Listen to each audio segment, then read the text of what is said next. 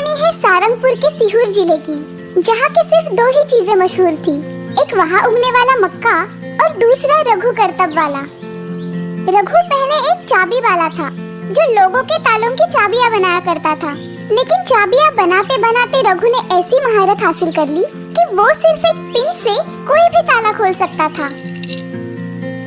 अब उसे गांव-गांव बुलाया जाता था बिना चाबी के ताला खोलने का खेल दिखाने के लिए। वो दिन ब दिन मशहूर होता जा रहा था।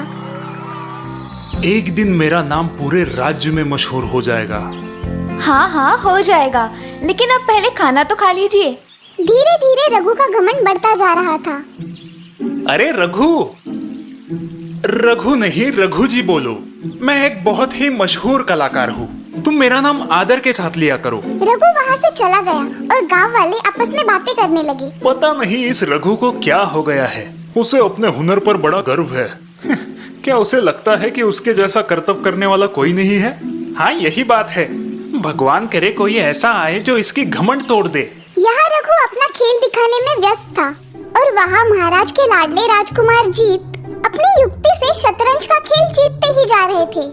एक दिन रघु करतब वाला महाराज के दरबार में पहुँचा। प्रणाम महाराज, मैं एक करतब वाला हूँ। मैं अपने करतब के लिए मशहूर हूँ।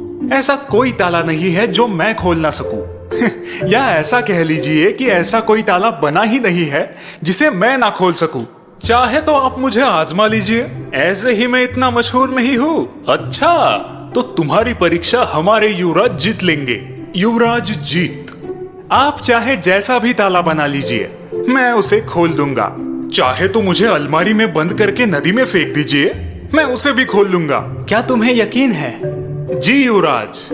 अगर तुम हमारी दी हुई परीक्षा पार कर पाए तो हम तुम्हें 1000 सोने के सिक्के इनाम में देंगे, लेकिन अगर तुम हार गए तो तुम अपना करतब कभी नहीं दिखाओगे। क्या तुम्हें ये मंजूर है? जी युवराज, मुझे ये मंजूर है। तो फिर कल सवेरे तालाब पे आ जाना। अगले दिन तालाब पर बहुत सारी भीड़ इकट्ठा हुई। महाराज और उनके साथ युवराज भी आए, रघु भी आया। परीक्षा बहुत आसान है। इस अलमारी में तुम्हें बंद किया जाएगा। अलमारी को तालाब में डाल दिया जाएगा। तुम्हें सिर्फ अपना कमाल दिखाना है और ताला खोल के अलमारी से बाहर निकल के सतह पर आ जाना है और तुम्हें तुम्हारे 1000 सोने के सिक्के मिल जाएंगे। लेकिन अगर तुम ताला खोल नहीं पाओ और अगर तुमने अपनी हार मान ली हो तो अपने हाथों के कड़ों से अलमारी को ठोकना। तुरंत अलमारी को बाहर खींच लिया जाएगा। इसकी जरूरत ही नहीं पड़ेगी, मैं तैयार हूँ। रघु अलमारी के भीतर गया और सैनिकों ने अलमारी को तालाब के अंदर डालना शुरू किया। जैसे ही अलमारी पानी में जाने लगी, रघु ने अपनी जेब से एक पिन निकाला। अब वो अलमारी खोलने की कोशिश करने लगा। उसने पिन को आधा टेढ़ा मोड़ा, लेकिन अलमारी का दरवाजा खुल ही नहीं रहा था। बहुत देर कोशिश करने के बावजूद भी रघु से दरवाजा खुल ही नहीं रहा था। यहाँ ऊपर सभी लोग रघु के ऊपर आने का इंतजार कर रहे थे। आखिरकार थक हार के रघु ने अपने कड़े से अलमारी का दरवाजा बजाया। तुरंत ही सैनिकों ने अलमारी ऊपर खींच ली। क्यों? क्या हुआ रघु?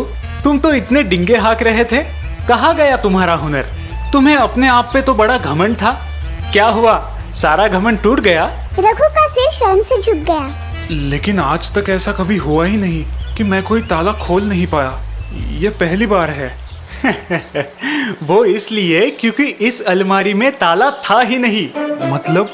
मैं जानता था कि तुम किसी भी ताले को खोल सकते हो, इसीलिए मैंने इस अलमारी में ताला लगाया ही नहीं। इस अलमारी का दरवाजा खोलने के लिए सिर्फ ताकत लगानी थी, क्योंकि वो बहुत अच्छे से बंद किया गया था। और अपने घमंड के कारण तुमने दरवाजे को ढकलने का सोचा ही नहीं। तुम सिर्फ इसके ताले को खोलने की कोशिश कर रहे थे। और मैंने ये सब तुम्हें हराने या अपनी जीत के लिए नहीं किया था, बल्कि तुम्हारे घमंड को तोड़ने के लिए किया था। तुम्हारा हुनर अप्रतिम है, लेकिन इस हुनर की वजह से तुम घमंडी बनते जा रहे हो।